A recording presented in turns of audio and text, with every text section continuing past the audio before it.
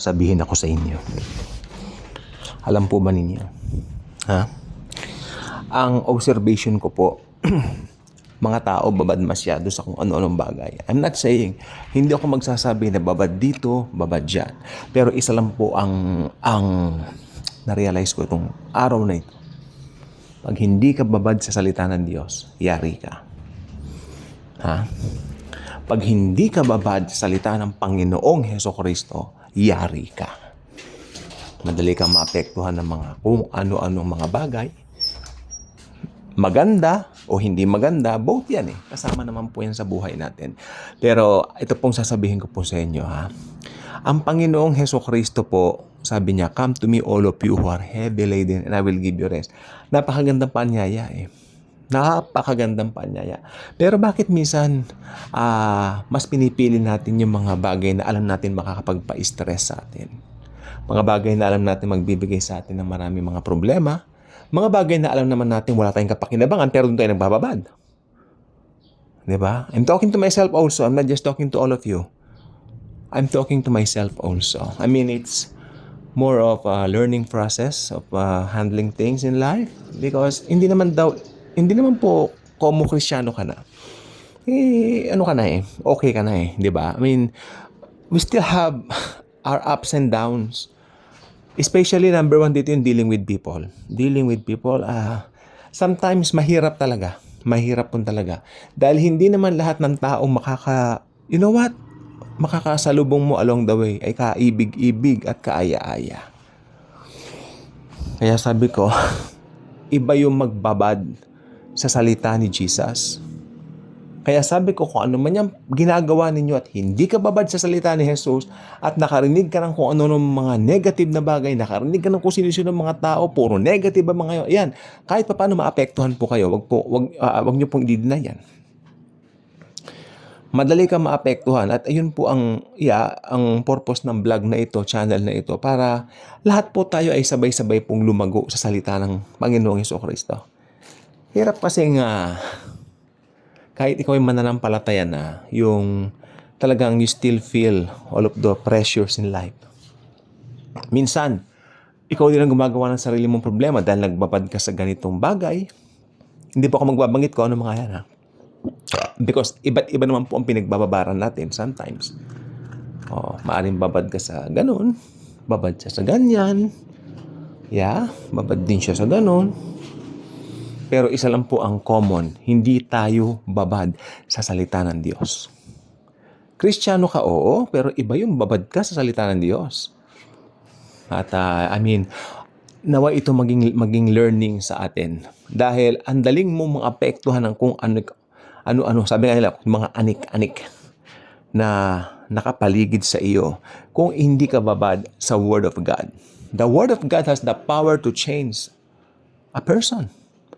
Just share the good news of Jesus. Isang tao, di ba, kaya magbago eh. At babaguhin siya ng Panginoong Hesukristo. Pero nakapagtataka tayo mga matagal ng Kristiyano, sometimes hindi tayo nagbababad sa mga word ni Jesus. So I think it's about time for us to, sabi nga nung isang, nakalimutan ko na ba yung name niya, di po sa 702 DCAS. Ang husay na preacher, American preacher. I always hear him nung bata pa ako. Pero lately, kasi hindi na po ako babad sa radyo. Lagi na po tayong nasa social media. So ito po ay sabihin ko yung kanyang program, Back to the Bible. Parang train niya yung mga listeners during that time na kung ano man ang ginagawa mo, always go back to the Bible. Kasi pag Kristiyano ka na, diyan ka balikan mo ang Biblia, balik ka sa Bible. Di ba, halimbawa, medyo na-overwhelm ka na rito, go back to the Bible. Yan si Jesus. You know what? In the beginning was the Word, and the Word was with God, and the Word was God. Si Jesus Christ ang God. Naging tao, namatay sa cross para bayaran ng kasalanan natin. The Word of God died on the cross just to pay for our sins. The penalty for our sins was paid already, paid in full. Wala ka nang gagawin, manampalataya ka lang. Actually, effortless lahat sa atin ngayon. Habang ang mundo nagpapakapagod sa pagtatrabaho, work. Sabi pa nung isa, nakita ko, natawa ako. Sabi niya, hindi raw kailangan ng promises. Ang kailangan daw effort. Wow! Nakakatawang tao yan. Hindi raw kailangan ng promises, samantahan tayo mga Kristyano, nabubuhay tayo sa promises ng Diyos, di ba? Effort lang daw niya. So, kahabag-habag na nilalang na tao, hindi nakakakilala sa Lord. Alam niyo po ba, isa pong gesture ng Kristyano ngayon ay ang mag-rest. Ibig ba sabihin, hindi ka na magtatrabaho? Ay, ako po, pagod po ako sa trabaho araw-araw. Sometimes nga, nahihirapan na po ako maghanap mismo ng rest. Pero dahil maski pagod ako, ito mo sasabihin ko sa iyo, may rest pa rin ng aking espiritu because I have Jesus. Hindi ko inaano yung trabaho na parang yan ang magiging buhay ko. No. At ang blessing naman po, higit pa sa trabaho eh. You know what? Ang blessing na dumarating po sa akin, hindi dahil doon sa trabaho ko eh. Meron pong mas higit na alam ko bunga ng resting ko in Christ Jesus, our Lord. At yan. At saka karamihan po ng tao ngayon na mga ganyan na mindset, hindi nila alam kung sino yung sinusundan nila. Yung iba dyan magkokot ng Bible verse, Old Testament. Di ba? Dahil hindi nila alam ang New Covenant. Yun, hindi nila alam kung ano yung sinusundan nila. At ang ending, hell. Yung nasa litratong yan, hindi alam ng mga taong yan, sinundan nila si Satanas buong buhay nila. At pag namatay sila, huli na ang lahat para sa kanila.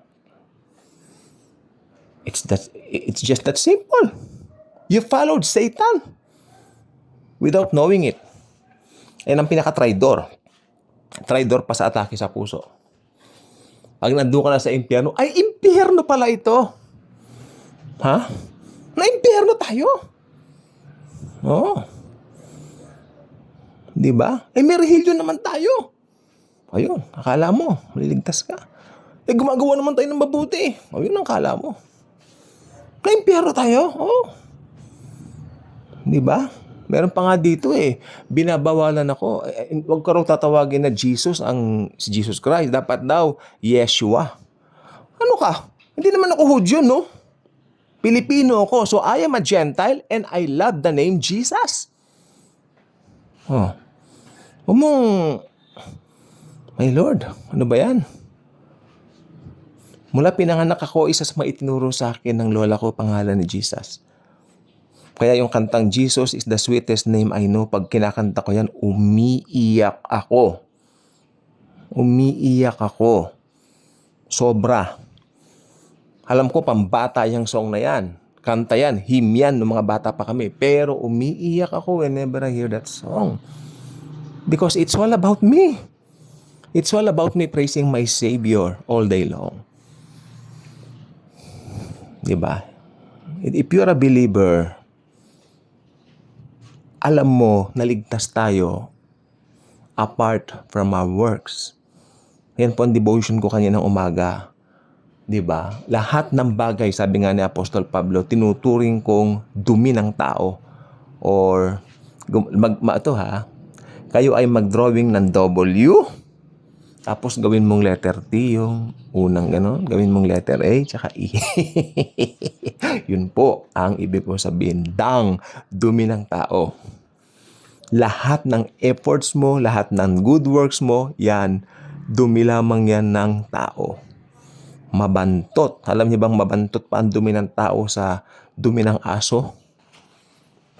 Sa dumi ng hayop?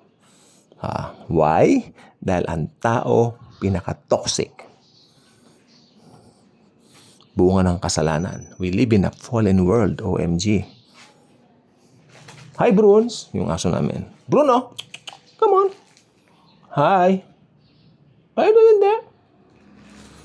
Are you doing something there, huh? Okay.